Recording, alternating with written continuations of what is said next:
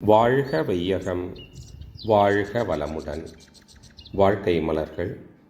நால்வோர் நற்சிந்தனை. நவம்பர் 11. தலைப்பு: மக்களின் அறிவு வளர்ச்சி.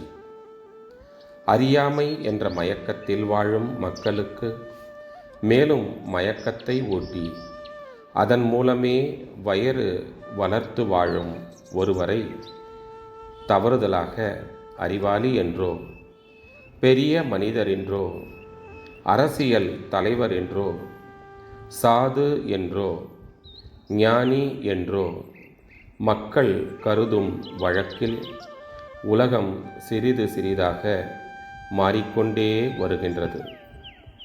யார் எந்த கருத்தை வெளியிட்டாலும் இயற்கை அமைப்பு, மனித இன வரலாறு, முன்னோர் கருத்து, தற்கால உலகப் போக்கு, தனது அறிவு நிலை, விஞ்ஞானம் இவைகளோடு அதை ஒப்பிட்டு ஆராய்ந்து தெளிவு காணும் அளவிற்கு உலக மக்களின் அறிவு நிலை நாளுக்கு நாள் உயர்ந்து வருகின்றது.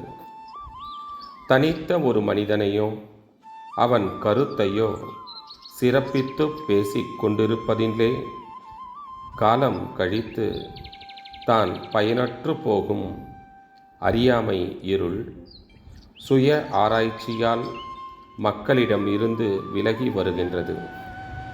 இதன் விளைவாக மனிதன் மகத்துவத்தை மனிதன் அறிந்து மனிதனாகவே வாழத்தக்க சூழ்நிலைகள் உலகம் முழுவதும் குறுகிய காலத்திலேயே உருவாகிவிடும் என்பது திண்ணம். அருட்தந்தை வாழ்க வளமுடன் தொடரும்.